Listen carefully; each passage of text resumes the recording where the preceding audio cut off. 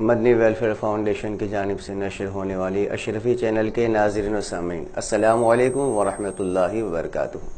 محترم ناظرین، یہ رمضان المبارکہ کا مقدس مہینہ ہے اور اس مبارک مہینے کی عظمتوں اور برکتوں اور کا کیا کہنا آپ علماء کرام اور مفتیان اعظام اور ہمارے اسٹوڈیو پہ تشریف لانے والے تمام علماء کرام سے آپ نے سماعت فرمایا۔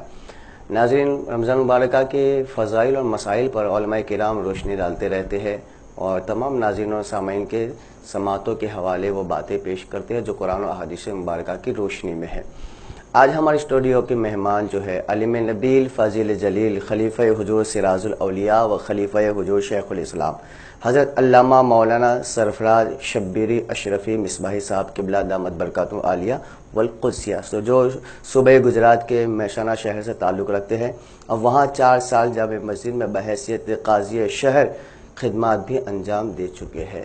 آج ہمارے اسٹوڈیو میں تشریف فرما ہے اور تمام ناظرین و سامعین کو بہت ساری رمضان مبارکہ کے تعلق سے بہت ساری بہترین باتیں آپ کی سماعتوں کے حوالے کریں گے۔ تو حضرت پہلے یہ بتائیے کہ اس میں تو کوئی شک نہیں ہے کہ ماہ رمضان رحمتوں، برکتوں اور بخشش کا مہینہ ہے۔ اس میں مسلمان روزہ اور دوسری بہت ساری عبادتیں کرتا ہے، مگر اکثر لوگ یہ نہیں جانتے کہ اسلام میں ماہ رمضان کے استقبال کا ویلکم کرنے کا بھی کوئی تصور موجود ہے۔ تو حضرت ہمارے ناظرین کرام کو یہ بتائے کہ ماہ رمضان کا استقبال کس طرح سے کرنا چاہیے۔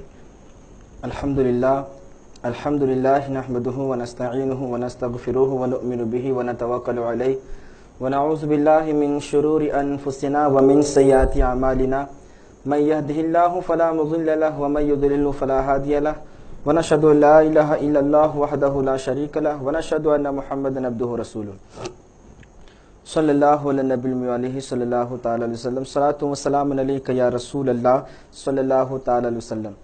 سامعین کرام اور اشرفی چینل کے ناظرین کرام، السلام علیکم ورحمۃ اللہ وبرکاتہ۔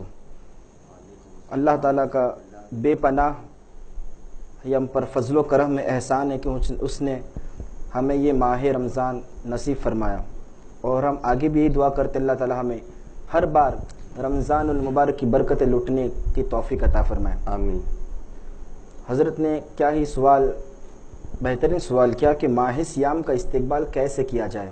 جی، کافی ہمارے اسلامی بھائی اور بہنیں ہیں جو اس بات سے نا واقف ہے کہ ماہ سیام کا استقبال بھی کیا جاتا ہے۔ جی، تو آئیے میں سب سے پہلے احادیث کریمہ کی روشنی میں بتاتا چلوں کہ حضور صلی اللہ تعالی علیہ وسلم ماہ سیام کا استقبال کیسے کیا کرتے تھے۔ جی، چنانچہ رمضان المبارک کے متعلق حضور صلی اللہ تعالی علیہ وسلم کا سب سے جو پہلا معمول تھا وہ یہی تھا کہ آپ کئی روز پہلے ہی سے ماہ رمضان کے پانی کی دعا کرتے۔ سبحان اللہ۔ چنانچہ جب رجب کا مہینہ آتا تو آپ فرماتے اللہم بارک لنا فی رجب و شعبان و بلغنا رمضان، اے اللہ ہمارے لیے رجب اور شعبان میں برکت عطا فرما اور ہمیں رمضان المبارک نصیب فرما۔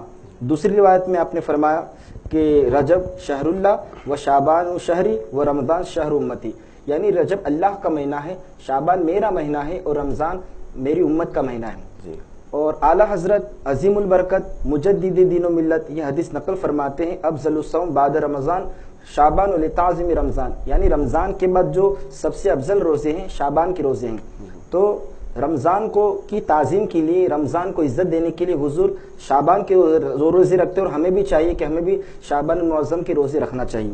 جی، اور اسی وجہ سے آپ خود دیکھیں کہ ماہ رمضان سے پہلے یہ 2 مہینے کی فضیلت آئی ہے، رجب اور شعبان۔ جی، اس لیے تو جب بھی رجب کا مہینہ آتا آپ فرماتے یا مولا رجب اور شعبان میں ہمارے لیے برکت عطا فرما اور ہمیں رمضان المبارک نصیب فرما۔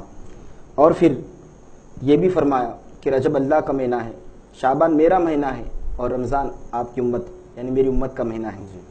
اور اس سلسلے میں حضرت علامہ صفوری رحمۃ اللہ تعالی علیہ بہترین بات کہی ہے۔ آپ فرماتے ہیں کہ رجب المرجب بیج بونے کا مہینہ ہے، شعبان المعظم آب پاشی یعنی پانی چھڑکنے کا مہینہ ہے، اور رمضان المبارک فصل کاٹنے کا مہینہ ہے۔ تو جو رجب المرجب میں جس نے عبادت کا بیج نہیں بویا، شعبان المعظم میں جس نے اسے آنسوؤں سے سیراب نہ کیا، تو وہ بھلا وہ رمضان المبارک میں فصل رحمت کیسے کاٹ سکتا ہے۔ پھر مزید فرماتے ہیں کہ رجب جسم کو، شعبان دل کو، اور ماہ رمضان روح کو پاک کرتا ہے۔ سبحان اللہ۔ حضور صلی اللہ تعالی وسلم جب بھی ماہ مبارک رمضان المبارک شروع ہوتا تو آپ حضور اللہ کی بارگاہ میں مخصوص طور پر یہ دعا کرتے جی اور یوں عرض کرتے ہیں کہ اللہم سلمنی من رمضان وسلم رمضان علی وسلمہ منی، جی اے اللہ میرے لیے رمضان کو سلامتی عطا فرما، میرے لیے رمضان کو سلامتی عطا فرما یعنی صحت و تندرستی عطا فرما، اور رمضان کو میرے لیے محفوظ بنا اور مجھے اس میں اپنی نافرمانی سے بچا۔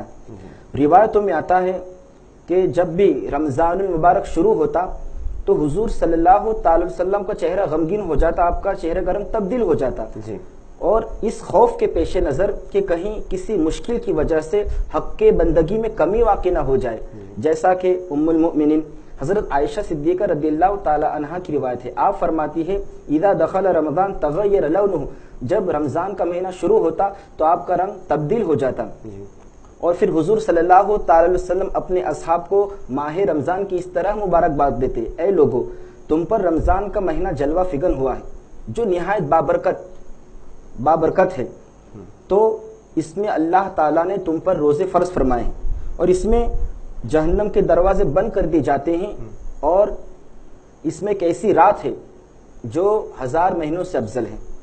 حضرت ابو ہریرہ رضی اللہ تعالیٰ عنہ سے مروی، آپ فرماتے ہیں کہ جب رمضان کا مبارک مہینہ آتا تو آپ فرمایا کرتے اے لوگو تمہارے پاس ایک مقدس ماہ کی آمد ہو گئی۔ سبحان اللہ۔ حضرت سلمان فارسی رضی اللہ تعالیٰ عنہ سے مروی ہے کہ حضور صلی اللہ تعالی وسلم نے ہم کو شعبان کے آخری دن خطبہ دیا۔ کیا خطبہ دیا؟ کہ لوگوں ایک بہت ہی مبارک مہینہ جلوہ فگن ہونے والا ہے جس میں ایک ایسی رات ہے جو 1000 مہینوں سے بہتر ہے۔ تو ان تمام احادیث کریمہ کی روشنی میں ہمیں ماہ سیام کا استقبال کرنا چاہیے، اور سنت یہ ہے کہ 29ویں شعبان المعظم کو چاند دیکھیں، اور پھر جب چاند نظر آ جائے تو دوسرے دن روزہ رکھیں، اور پھر چاند نظر نہ آئے تو پھر اس کے دوسرے دن چاند دیکھنے کا اہتمام کریں۔ اور پھر کلام مقدس میں یوں فرمایا سورہ بقرہ میں اللہ تعالیٰ نے یسألونک عن الاہلہ قل ہی مواقیت للناس والحج، اے محبوب لوگ آپ سے چاند کے بارے میں پوچھتے ہیں، قل آپ فرما دیجئے ہی مواقیت للناس والحج، وہ لوگوں کے لیے حج اور وہ لوگوں کے لیے حج، وہ لوگوں کے لیے اور حج کے لیے وقت کی علامت ہیں۔ اور اس لیے ہمیں چاہیے کہ ہم رمضان کی ابتدا اور انتہا کے لیے چاند دیکھنے کا اہتمام کریں، اور ہمیں چاند دیکھ کر روزہ رکھنا چاہیے۔ حضور صلی اللہ تعالی علیہ وسلم رمضان المبارک کا ذکر کرتے ہوئے ارشاد فرماتے ہیں چاند دیکھ کر روزہ رکھو اور چاند دیکھ کر افطار کرو، اور اگر چاند نظر نہ آئے تو 30 دن پورے کرو۔ اب پھر چاند نظر آ جائے پھر کیا کرے؟ پھر یہ دعا پڑھیں اللہم احلہ علینا بالامن والایمان والسلامت والاسلام والتوفیق لما تحب وترضى ربی وربک اللہ، اے اللہ ہم پر یہ چاند امن و ایمان سلامت اسلام کے ساتھ گزار، والتوفیقی اور اس چیز کی توفیق کے ساتھ لما تحب وترضى جو تجھے پسند ہے اور جس پر تو راضی ہے، ربی وربک اللہ، اے چاند میرا رب اور تیرا رب اللہ ہے۔ تو ہمیں اس طرح سے ماہ سیام کا استقبال کرنا چاہیے۔ سبحان اللہ۔ حضرت ماہ سیام کے استقبال پر بہت بہترین وضاحت آپ نے فرمائی، اور یہ بھی بتا دیں کہ قرآن و احادیث کی روشنی میں کہ ماہ سیام کی فضیلت کیا ہے۔ جی بہت اچھا سوال ہے۔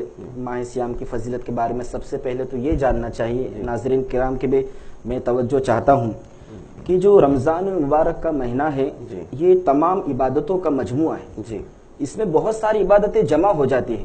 آپ خود دیکھیں کہ جب چاند نظر آتا ہے تو رحمت کا اشرا شروع ہو جاتا ہے، جی اور نیکیوں کا اجر دگنا ہو جاتا ہے، جی نفلوں کا ثواب فرضوں کے برابر، فرض کا ثواب 70 فرضوں کے برابر ہو جاتا ہے، اور پھر اس میں صبح برکت والی سحری کی عبادت نصیب ہوتی ہے، شام میں افطار کی عبادت نصیب ہوتی ہے، اور چونکہ افطار سے قبل دعا مانگی جاتی ہے جو بھی ایک عبادت ہے، بلکہ الدعاء مخ العبادہ، عبادت ہی نہیں عبادت کا مغز ہے، اور پھر یہ افطار کا وقت دعا کی قبولیت کا وقت ہوتا ہے، کتنا عظیم وقت ہوتا ہے۔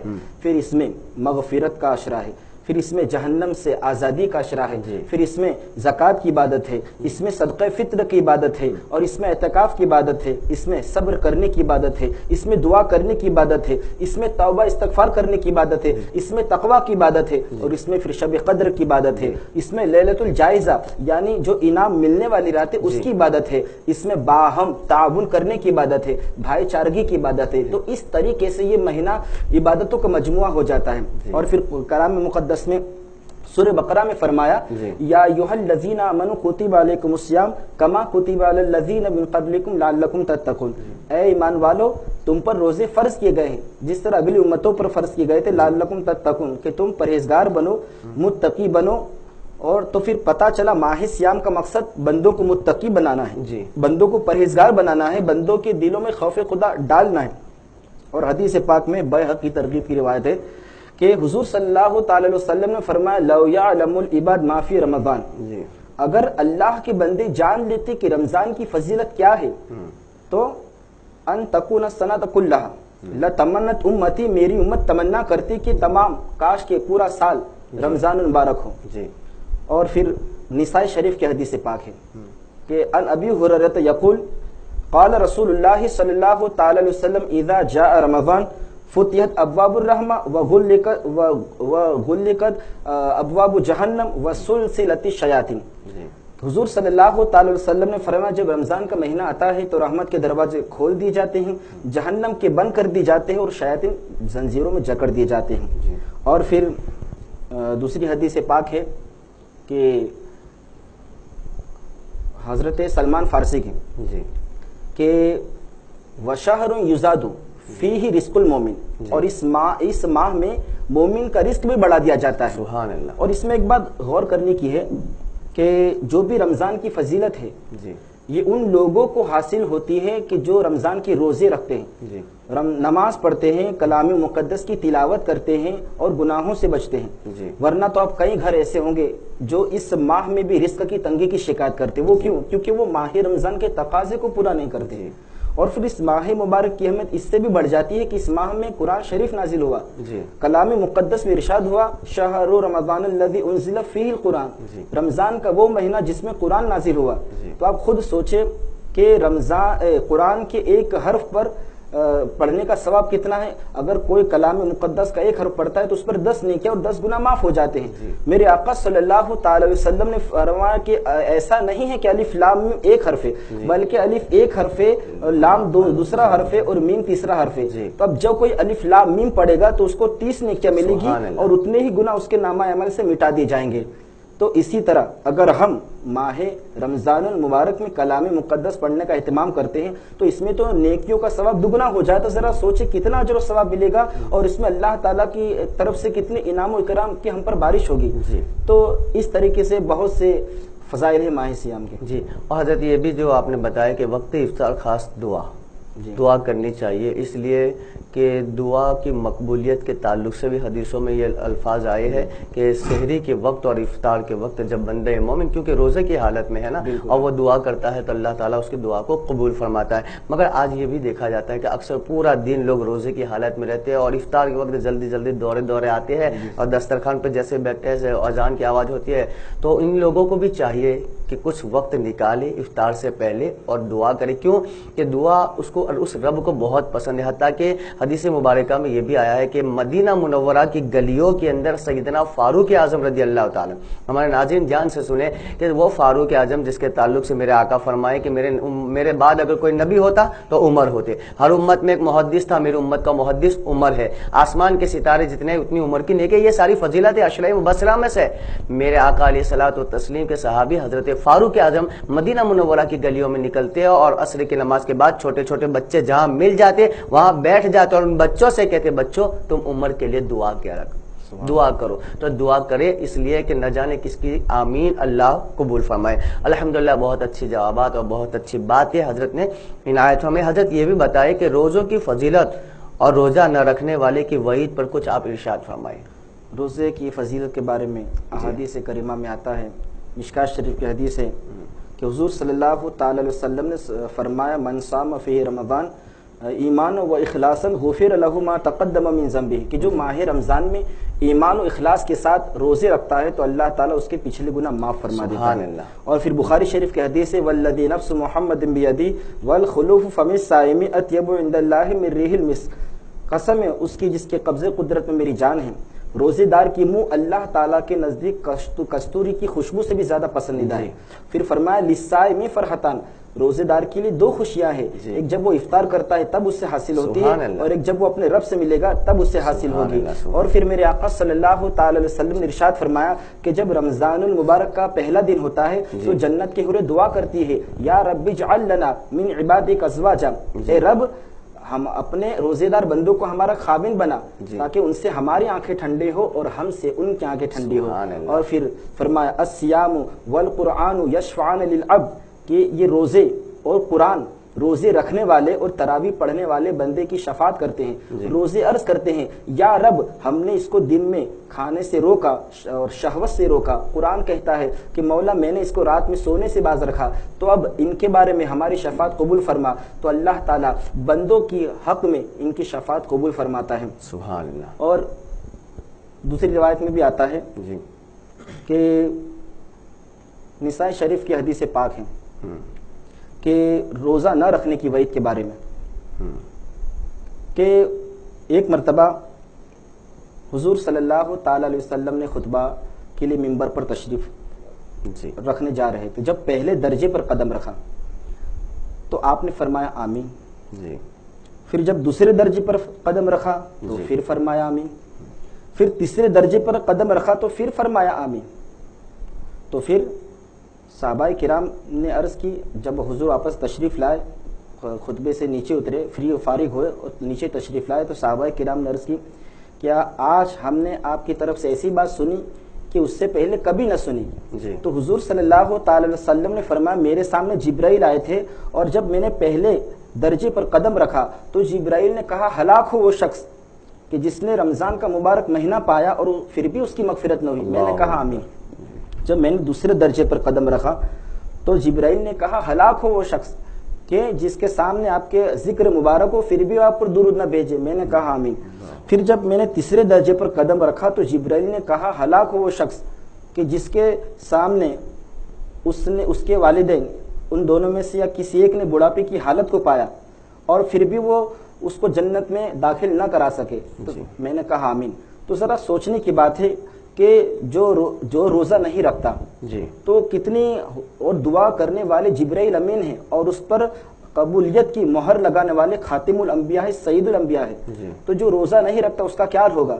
اور ذرا اس بات کو سمجھیں کہ جو روزہ ہے رحمت کا مہینہ ہے، برکت کا مہینہ ہے، اور اس ماہ میں رحمت بارش کی طرح نازل ہوتی ہے، تو اس کے فیوز و برکات سے مستفیض ہونے کے لیے اس میں کثرت عبادت کی ضرورت ہے، کثرت کے ساتھ ہمیں عبادت کرنا چاہیے۔ اور پھر جو عبادت کی بجائے گناہ میں مبتلا ہو تو وہ اپنے گناہوں کی کیسی مغفرت کرائے گا؟ تو پھر وہی ہلاکت کا وہ مستحق ہوگا کہ جبرائیل امین نے ہلاکت کی دعا کی، جو اپنے گناہ بھی معاف نہ کرا سکے، تو جو ماہ رمضان کے جو تقاضے پورا نہ کر سکے تو پھر وہ ہلاکت کا مستحق ہے۔ اور پھر اس کے وعید کے تعلق سے حضور صلی اللہ تعالی علیہ وسلم نے فرمایا کہ جو قصدن جان بوجھ کر بلا عذر شرعی رمضان کے ایک دن کا روزہ چھوڑے تو وہ پھر چاہے عمر بھر اس کی قضا کرے اس کا بدل نہیں ہو سکتا۔ ذرا دیکھنے کا سوچنے کی بات ہے کہ کہیں سے ہم کو نفع ملنے کی امید ہے، جیسے مثال کے طور پر ہم نے کاروبار میں پیسہ لگایا اور پھر ہم زیادہ بینیفٹ چاہتے ہیں تو ہم نے قرضہ لے کر پیسہ لگایا کہ مجھے زیادہ بینیفٹ ملے، تو خدا نہ خواستہ آپ کے کاروبار میں خسارہ ہو گیا، جتنا بینیفٹ آپ نے سوچا تھا اتنا ملی نہیں، تو یہ آپ کی دل کو تکلیف دینے والی بات ہے یا نہیں؟ یہ دل کو رنجیدہ کرنے والی بات ہے یا نہیں؟ یہ اپنا میں ایک عذاب ہے یا نہیں؟ تو ذرا سوچنے کا مقام ہے، اگر رمضان المبارک کے جو روزے چھوڑنے کی جو وعید عذاب نازل ہے وہ نازل نہیں بھی ہوتا تو یہی کافی تھا کہ بندے کو جو فضیلت ماہ رمضان میں ملنے والی ہے روزے رکھنے پر اس وہ فضیلت سے بندہ محروم کر دیا گیا، یہی اس کے لیے کافی تھا۔ پھر اللہ کے رسول صلی اللہ تعالی علیہ وسلم نے فرمایا کہ اللہ تعالیٰ نے اسلام میں 4 چیزیں فرض فرمائی، اور ان میں سے اگر کوئی ایک 3 کو کرے گا اور ایک کو چھوڑ دے گا تو وہ تینوں اس کو کچھ کام نہیں دے گی، اور وہ 4 چیزیں یہ فرمائے نماز، روزہ، زکوٰۃ، حج۔ تو بھائی جو نماز بھی پڑھتا ہے، زکوٰۃ بھی دیتا ہے، حج بھی کرے مگر وہ روزہ نہ رکھے تو پھر وہ تینوں عبادتیں اسے کچھ کام نہیں دے گی۔ اسی طرح کوئی حاجی صاحب ہے کہ انہوں نے حج بھی کیا ہے اور وہ روزے بھی رکھتے ہیں، زکوٰۃ بھی دیتے مگر وہ نماز نہیں پڑھتے تو ان کو تینوں عبادتیں کوئی فائدہ دے گی نہیں۔ تو یہ جو عبادتیں 4 عبادتیں اسلام میں بہت ساری عبادتیں ہیں مگر ان چاروں کو دوسری عبادتوں پر مقدم فرمایا، یہاں تک کہ ارکان اسلام میں بھی اس کو شمار کرایا۔ تو یہ عبادتیں بنیادی ڈھانچہ ہے تو ہمیں ان کو کرنا ہی کرنا ہے۔ اور پھر دوسری جگہ آپ نے ارشاد فرمایا کہ جو شخص روزے کی حالت میں بیہودہ اور بری بات کہنے سے باز نہ آئے جی اور بری باتوں پر عمل کرنا نہ چھوڑے جی تو اللہ تعالیٰ کو اس کے بھوکے پیاسے رہنے کی کوئی ضرورت نہیں. جی اور ایک اور روایت میں ہے کہ اللہ تعالیٰ نے فرمایا کہ بہت سے روزے دار ایسے ہیں کہ جن کو بھوکے رہنے کی سوا کچھ حاصل نہیں ہوا، اور بہت سے شب بیدار ایسے ہیں جن کو رات میں جاگنے کی سوا انہوں نے کچھ نہیں پایا.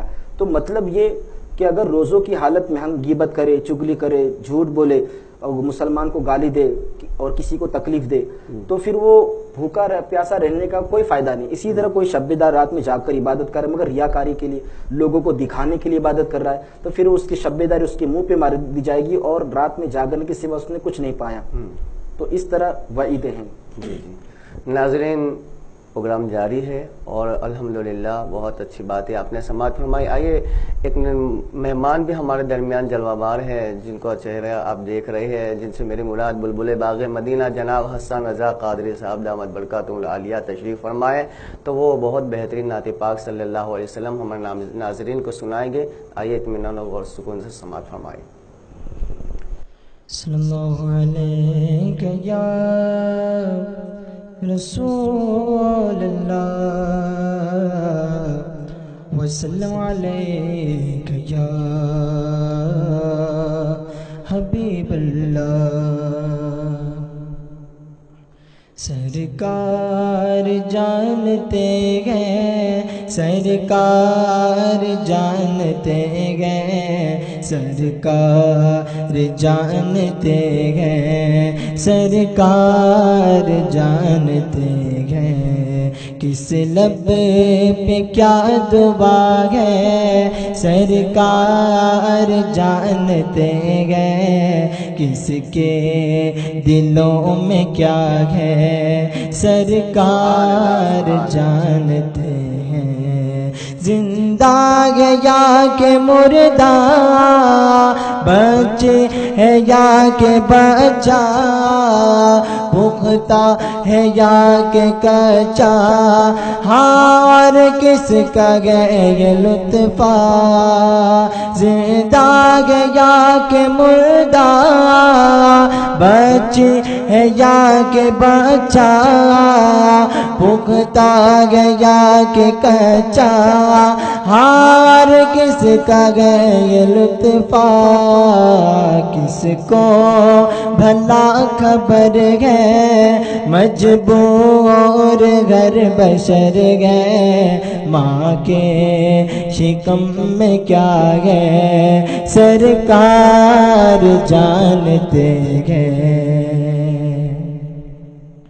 شاخ کھجور لے کر قبروں پہ ڈالتے گئے، میت کی گر سزا کو پل بھر میں ٹالتے گئے. شاخ کھجور لے کر قبروں پہ ڈالتے گئے، میت کی گر سزا کو پل بھر میں ٹالتے گئے.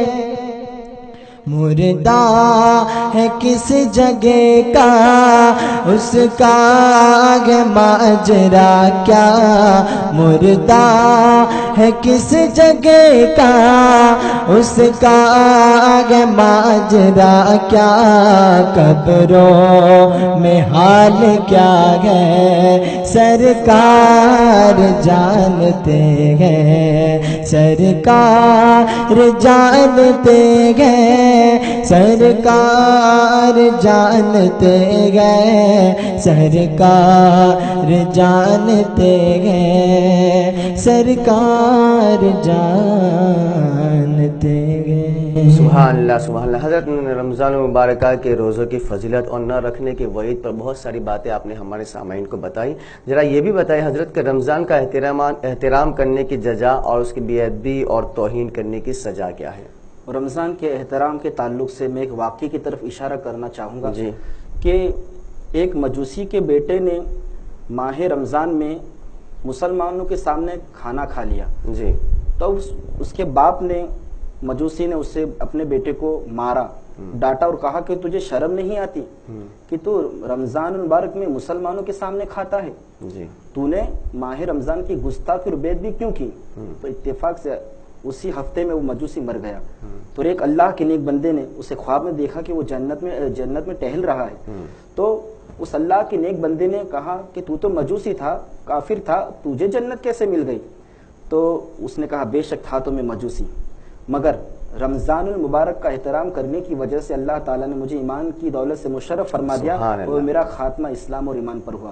تو ذرا ناظرین کرام سوچنے کی بات ہے کہ وہ ایک کافر اور ایک مجوسی کہ جس کو ماہ رمضان المبارک میں جس نے اس احترام کیا تو اس کو ایمان کی دولت نصیب ہو گئی اور وہ جنت میں داخل ہو گیا۔ تو ہم تو مسلمان ہیں، اگر ہم ماہ رمضان کا احترام کریں گے تو کتنا اجر و ثواب ملے گا اور رب کی طرف سے کتنے انعام و اکرام کی بارش ہوگی، تو یہ سوچنے کا مقام ہے۔ مگر یہ بڑے افسوس کے ساتھ کہنا پڑتا ہے کافی مسلمانوں کی تعداد ایسی ہے کہ جو ماہ رمضان میں بھی کھلم کھلا کھاتی ہے، نہ روزے رکھتی ہے، نہ نماز پڑھتی ہے، نہ کلام مقدس کی تلاوت کرتی ہے، نہ برائیوں سے بچتی ہے، اور پھر چلو روزے رکھتے بھی ہیں تو افطار کے بعد یا نماز تراویح کے بعد ٹی وی سیریل اور موویز میں مشغول ہو جاتی ہیں، اور کچھ لوگ تو کیرم بورڈ کھیلتے ہیں، کچھ تاج شطرنج کھیلتے ہیں، اور کچھ کرکٹ میچ دیکھتے ہیں، اور آج کل کی ہماری لڑکیاں جو نیو جنریشن ہے وہ بیڈمنٹن کھیلتی ہے۔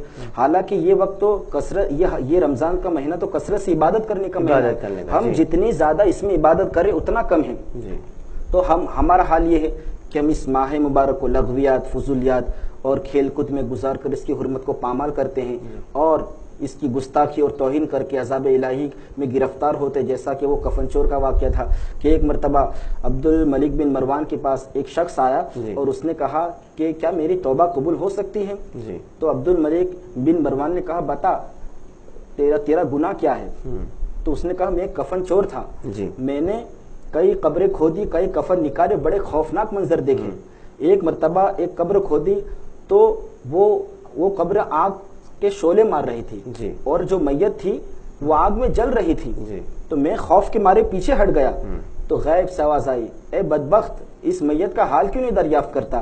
میں نے کہا خوف و دہشت کی وجہ سے مجھ میں سوال کرنے کی، پوچھنے کی طاقت نہیں ہے۔ پھر مجھے جواب ملا کہ جو قبر والا ہے یہ نماز اور رمضان المبارک کے روزوں کو حقیر سمجھتا تھا، توبہ کرنے سے پہلے مر گیا اور اس کا ایمان سلب کر کے اس کو عذاب میں ڈال دیا گیا۔ تو کتنے افسوس کا مقام ہے کہ یہ سزا ہے ماہ مبارک کے روزوں کے نہ رکھنے کی وجہ ہے۔ تو ہمیں چاہیے کہ ہم اس ماہ مبارک کا احترام کریں اور اس کی گستاخی توہین کرنے سے بچے اور جو تقاضے ہیں ماہ مبارک کے اس کو ہم پورا کریں۔ جی سبحان اللہ سبحان اللہ۔ حضرت آپ نے بہت بہترین جوابات اور بہت بہترین فضائل پر روشنی ڈالی۔ اب وقت افطار ہے برودا اور اطراف و اکناف کے درمیان، تو آپ تمام ناظرین اور سامعین کے لیے دعا فرمائیں۔ صلی اللہ علیہ نبی المی علیہ صلی اللہ تعالی علیہ وسلم، صلاۃ و سلام علیک یا رسول اللہ صلی اللہ تعالی علیہ وسلم۔ اللهم انی لک صمت و بک آمنت و علیک توکلت و علی رزقک افطرت فتقبل منی۔ اللهم ربنا آتنا فی الدنیا حسنۃ و فی الآخرۃ حسنۃ وقنا عذاب النار وقنا عذاب القبر وقنا عذاب الحشر وقنا عذاب الدین وقنا عذاب الدارین۔ مولا تعالیٰ کریم کا بندہ نواز، جو کچھ بیان ہوا اس میں جو بھی لفظاً معناً سہواً قصداً حرکتاً غلطی ہو گئی ہو اپنے فضل و کرم سے معاف فرما اور اپنی بارگاہ میں قبول فرما، اور ماہ رمضان مبارک کے صدقے طفیل سے مولا تعالیٰ ہماری عبادتوں کو قبول فرما، آمین، ہمارے روزوں کو قبول فرما، آمین، مولا تعالیٰ ہماری تلاوتوں کو قبول فرما، آمین، ہم سے جو بھی اس میں غلطیاں سرزد ہو گئی ہو اپنے فضل و کرم سے اسے معاف فرما، آمین، اور مولا تعالیٰ مسلمانوں میں جہاں کوئی بھی پریشان حال ان کی پریشانی کو دور فرما، آمین، آمین، ماہ مبارک کے صدقے طفیل میں مولا تعالیٰ ہماری روزی روزگار میں برکت عطا فرما، آمین، رزق میں خیر و برکت عطا فرما، رزق حلال عطا فرما، رزق حرام سے بچا، کاروبار میں دن دگن رات چوگنی ترقی عطا فرما، اسلام کے احکام پر چلنے کی توفیق عطا فرما، سنت رسول پر چلنے کی توفیق عطا فرما، اسلام کا بول بالا عطا فرما، سنیت کا بول بالا عطا فرما، دشمنان اسلام کا منہ کالا فرما، مسلمانوں کی جان مال عزت آبرو کی حفاظت فرما، ہماری خانقاہ مدارس اور مساجد کی حفاظت فرما، آپس میں میل محبت اتفاق اور اتحاد عطا فرما، اور ہمارے جو اشرفی چینل کے جو کارکنان ہیں ٹیم ہے مولا تعالیٰ ان کو دارین کی سعادت نصیب فرما، مولا تعالیٰ ان کی جو بھی تمنا پوری فرما، اور جو بھی مولا تعالیٰ جو رکاوٹیں آ رہی وہ رکاوٹوں کو دور فرما اور اشرفی چینل کو دین دوگنی رات چوگنی ترقی عطا فرما. ان اللہ و ملائکتہ یصلون علی النبی یا ایھا الذین آمنوا صلوا علیہ وسلموا تسلیما. اللهم صل علی سیدنا مولانا محمد معدن الجود والکرم منبع العلم والحلم والحکم وآلہ واصحابہ اجمعین. سبحان ربک رب العزۃ عما یصفون وسلام علی المرسلین والحمد للہ رب العالمین.